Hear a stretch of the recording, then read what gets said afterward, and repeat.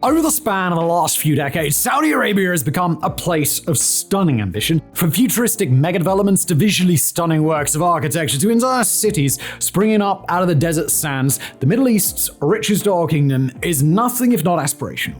As we speak, Crown Prince Mohammed bin Salman and his allies drive their nation forward into the bold and revolutionary future that they imagine, even though at times those dreams tend to move faster than reality does. Yet even as the grand Saudi vision has begun to show signs of faltering, even as world-shifting giga-projects are reduced by orders of magnitude in their scope, the princes of Riyadh simply refuse to give up the game. And yet again, Saudi Arabia has set its sights on a record-shattering endeavor that, if achieved, would put the kingdom a generation ahead of its rivals across the globe. This time, their objective is a skyscraper, one that, if it were completed, would stretch higher into the sky than 2 Burj Khalifas combined. And on today's episode of Mega Projects, we're going to take a look at that.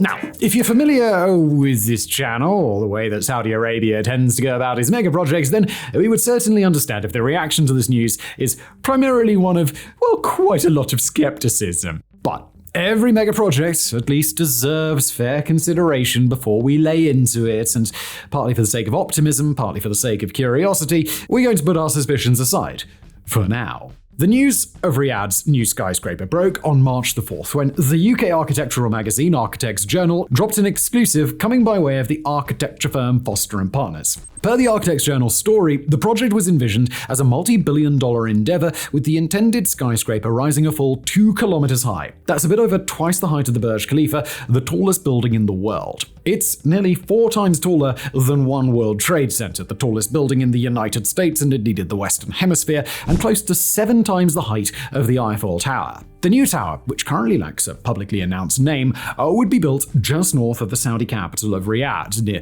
the King Khalid International Airport, soon to be renamed the King Salman International Airport. The organization would receive the full backing of the Saudi government and its national surplus of wealth after Foster & Partners had beaten out a number of competitors for the job.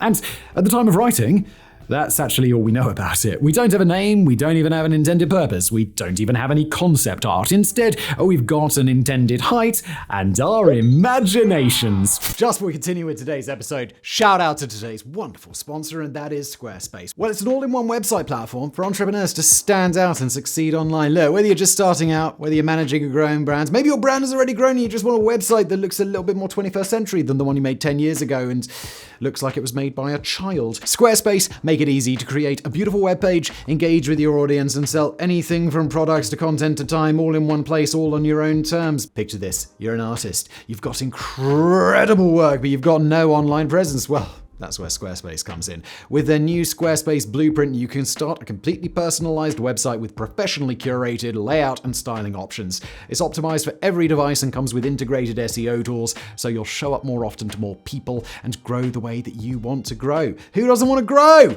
So let's talk about selling your art. Squarespace's flexible payment options make checkout seamless for your customers. Accept credit cards, PayPal, Apple Pay, and even offer buy now, pay later options with Afterpay and ClearPay in eligible countries. No more headaches over how to get paid. And for those of you who want to share your knowledge, Squarespace courses have got you covered. You can create and sell your own online course with customizable layouts, video uploads, and next-generation editing technology. Turn your passion into income with ease. Ready to build your dream website? Head to squarespace.com for a free trial, and when you're ready to launch, go to squarespace.com/megaprojects to save 10% off your first purchase of a website or a domain. Squarespace.com/megaprojects for 10% off. Thanks to Squarespace for sponsoring, and now back to today's episode. The firm behind the announcement, Foster & Partners, has a track record of working beside the Saudi government, including on a recent and absolutely massive renovation of the aforementioned King Khalid Airport. They've also got work going on with 2 other Saudi airports, plus several stations for the country's high-speed rail project, and a 267-meter pyramidal commercial skyscraper in Riyadh, actually the first skyscraper built in Saudi Arabia all the way back in the year 2000. They've also got some good experience in building very tall buildings elsewhere, although the nearly completed JP Morgan Chase building at 270 Park Avenue in Manhattan will be less than a quarter of the size of the new Saudi Tower. This building is also the tallest thing that the firm has built, at least for now. If the 2-kilometer tower does rise up from the ground in Riyadh, it'll join a number of other ambitious skyscrapers that are currently either being drawn up or actively built inside the city. The Macabre Tower will be a 400-meter tall cubic skyscraper, supposed to be the largest, quote, inner-city building in the world. The PIF Tower is the city's tallest building at present, topping out at 385 meters, while Kingdom Center, a 302-meter tower, looms over the city as well. And over in Mecca, the Towers of the Clock currently hold the record for the tallest building in Saudi Arabia at 601 meters, also holding the record of fourth tallest building on Earth. But immediately, if a 2-kilometer monolith were erected above the streets of Riyadh, then it would become the crown jewel of not just the city, but of the nation that it calls home and the monarchy it's built to serve.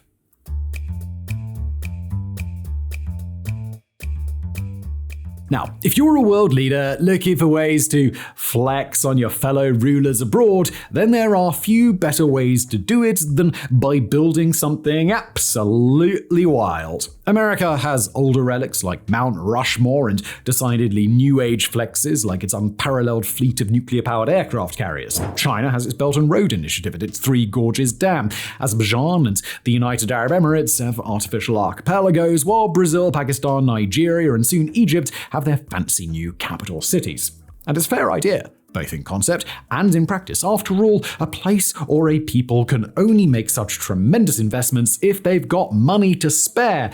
And the size of the investment will often be directly proportional to the size of a leader's national slush fund. But as we suggested at the top of today's episode, Saudi Arabia tends to take that rule to the next level. Granted incredible oil wealth by virtue of its national resources, Saudi Arabia's wallet has long been regarded as a bottomless pit. Between immense private fortunes in the hands of its leaders and a vast sovereign wealth fund called the People's Investment Fund, or PIF, the Saudis have historically had no shortage of money and no shortage of ideas of what to do with it. Saudi Arabia owns or has owned stakes in companies as powerful and as wide-ranging as Meta, Citigroup, Boeing, Disney, Uber, Capcom, Live Nation, and BP. And they own 10% of Heathrow Airport and the entirety of Newcastle United Football Club. They've shifted the world of sport on its axis in golf, Formula One, boxing, football, cricket, and mixed martial arts. As of 2023, the PIF was thought to control some $700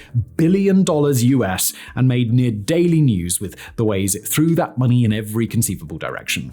But the trouble with all of that is that there's one teeny, tiny inconsistency there. In reality, the PIF is not, as we just described it, a bottomless pit. It's a pretty big pit, we'll grant you that, but inside that pit appears to be about $700 billion.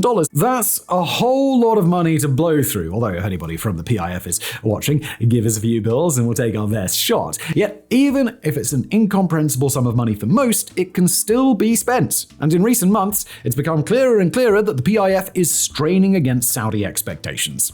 The clearest example is NEOM, a development planned to stretch across 26,500 kilometers, that's 10,200 square miles, in the Saudi northwest. It's purportedly going to include a 170-kilometer-long, 200-meter-wide, skyscraper-tall, AI-powered linear city in the Middle East desert, aptly called The Line, plus a whole mess of exceptionally ambitious-looking resorts and attractions for the global rich and famous. It's the sort of giga-project that calls for things like robots performing household tasks and also having cage fights, the entire population allowing a benevolent AI to govern all aspects of their lives, and building a complete floating artificial moon to one-up the shitty moon that we have now.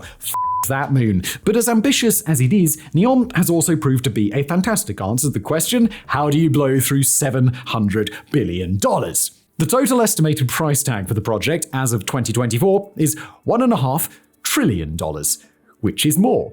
It's a lot more. Now, word out of Saudi Arabia is that NEOM is being scaled back pretty massively in its ambition, although the Saudi government itself is adamant that that's not the case. If you'd like to learn more about NEOM, we've actually published a recent video on the subject. That's in May of 2024 if you're watching from the future. Hello there. So please do enjoy that after this episode if you want to. But the reason why we focus on NEOM today is because it happens to be a particularly good example of a broader issue endemic to Saudi spending on mega projects. And we haven't even talked about the nearly complete Riyadh Metro, which cost $23.5 billion, or the in-progress King Abdullah Economic City in Mecca, total cost estimated $100 billion, or the recently completed Masjid al-Haram, the Great Mosque of Mecca, total cost also $100 billion. But no matter which project we focus on, the truth of the matter in aggregate remains the same. Saudi Arabia's spending has all but caught up to its grand ambition, and there's still a whole lot of ambition to spare. So, with that context in mind, let's take another look at the new Two-Kilometer tower, and let's talk about why Saudi Arabia might be so interested in talking about it now.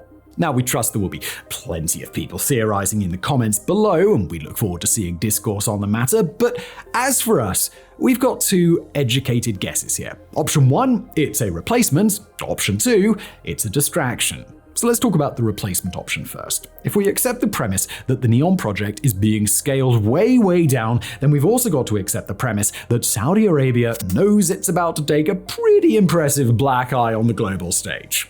But what such a substantial disengagement from the project would also mean is that a lot of money that's most likely been set aside for NEOM would be freed up for other uses. And compared to the cost of building that, the costs of even a 2-kilometer skyscraper would be a paltry sum in comparison. Take the Burj Khalifa. It cost $1.5 billion US to build. Accounts from its first few years suggest that more than a few corners were cut, and addressing that after the fact has probably cost a good bit more.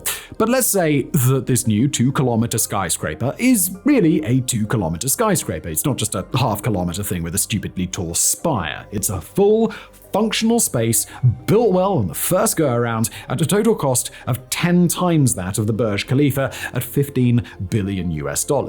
Eye-wateringly expensive? Absolutely. But that figure is just 1% of the estimated price tag of building NEOM, and while it's a bit larger than the stack of cash that the PIF sneezes out on a daily basis, it's certainly a manageable expenditure for the kingdom if it's made a priority and spread over the span of a few years. In return for a whole lot less money paid out, Saudi Arabia gains a valuable counterweight to the PR nightmare of a NEOM cancellation in the short term, and in the long term, they get a piece of human engineering that would genuinely be incredible to behold. Sure, the meme lords among us will have their fun for the rest of the decade poking fun at the NEOM project's demise, but both in the short term and in the long term, replacing ambition with ambition is a pretty decent way to compensate. And then there's the other possibility, that this new skyscraper, like NEOM itself, will never get built. Far from just an expression of unfair or unwarranted pessimism on our part, that's a possibility very grounded in reality, for which a good deal of evidence about Saudi Arabia's behavior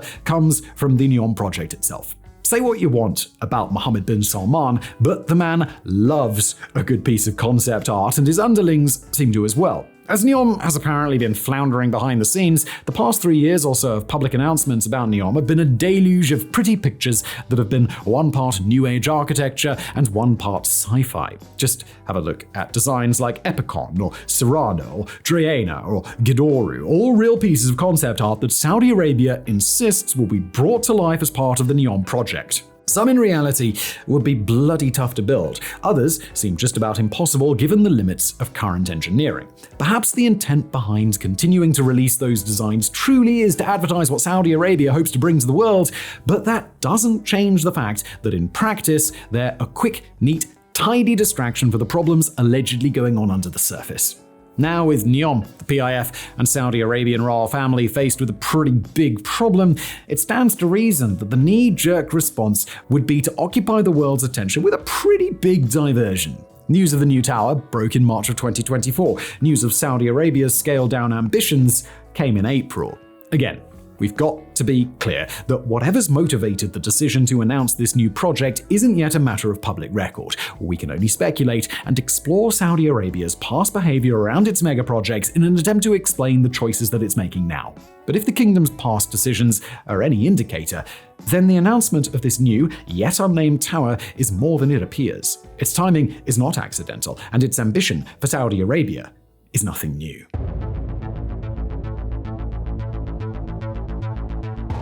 No matter what we may think of the geopolitical and public relations implications of this new purported tower, there's also a second question to consider.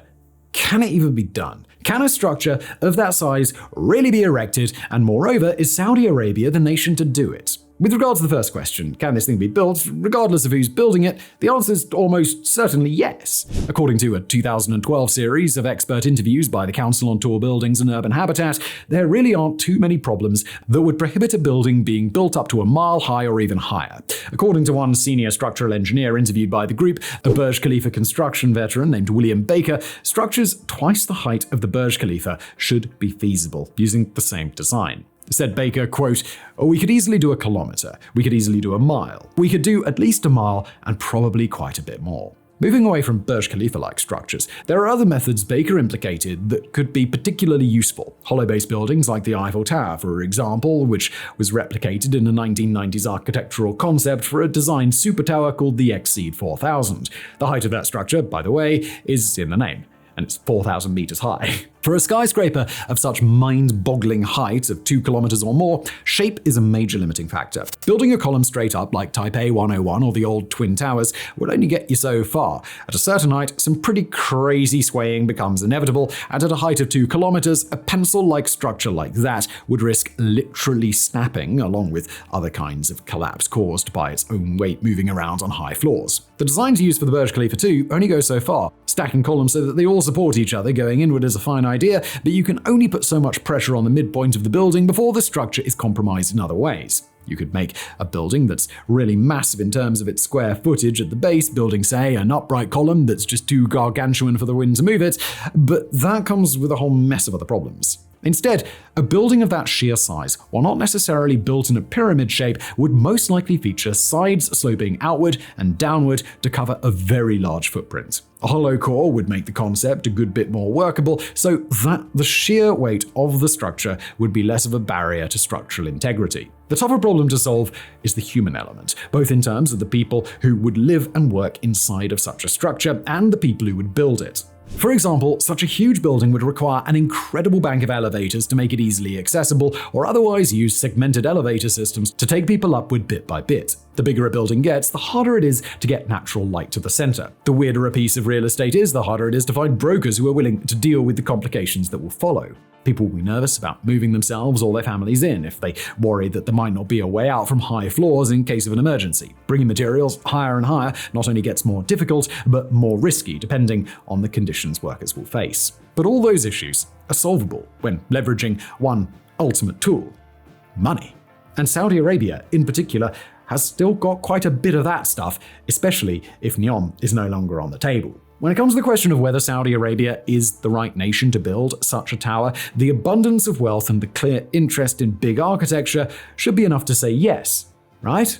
Well, unfortunately for the kingdom, there's one other little curveball that we haven't thrown at you yet, because we've been keeping it aside to answer this very question. That curveball would be the Jeddah Tower, or the Burj Jeddah, previously under the name Kingdom Tower. The Burj Jeddah was a proposal Saudi Arabia put forward well over a decade ago and started building in 2013 with the goal of building a tower just half the size of this alleged new beast at the now measly height of 1 kilometer. Saudi Arabia even got a good portion of the way through building it.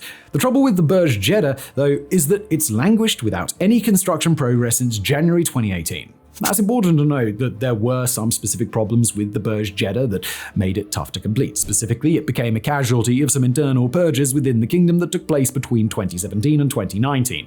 And we'd be remiss not to point out that Saudi Arabia is currently looking for new construction firms to continue the project. Not only that, but it was conceived and started in a time when Saudi Arabia hadn't yet realized that its eyes were a bit bigger than its stomach, or in this case, its sovereign wealth fund. But even still, the fact remains that Saudi Arabia had a really good chance to do something half the size of what it purportedly wants to do now, and instead of being a resounding success, we're 11 years from the start of construction and have a gutted-out tower 1/3 of the projected height. If Saudi Arabia and its PIF are truly looking to change course, then there's still time. Work on the line, the centerpiece of the NEOM project, has been largely constrained to earthworks projects, meaning that most of the money allocated for it still hasn't been spent. The companies currently in talks to work on the Burj Jeddah could very well finish it as is without building upward, thus saving further funds to pour into a larger project. And frankly, if Saudi Arabia truly is willing to drastically scale down the line and some of NEOM's other most eye-popping elements, then with a construction and spending process that spread over a few years,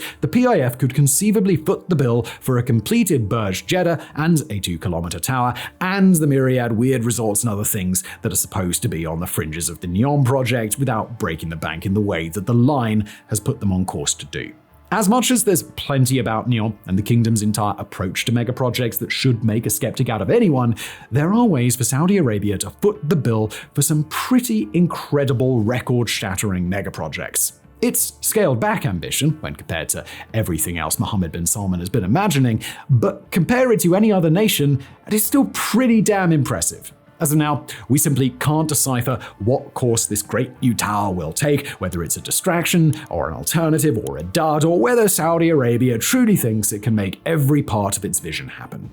As pragmatists, well, we're a bit skeptical. But as fans of a good mega project, no matter where it comes from, we have to admit an actually decent 2-kilometer tower would be a welcome addition to our world.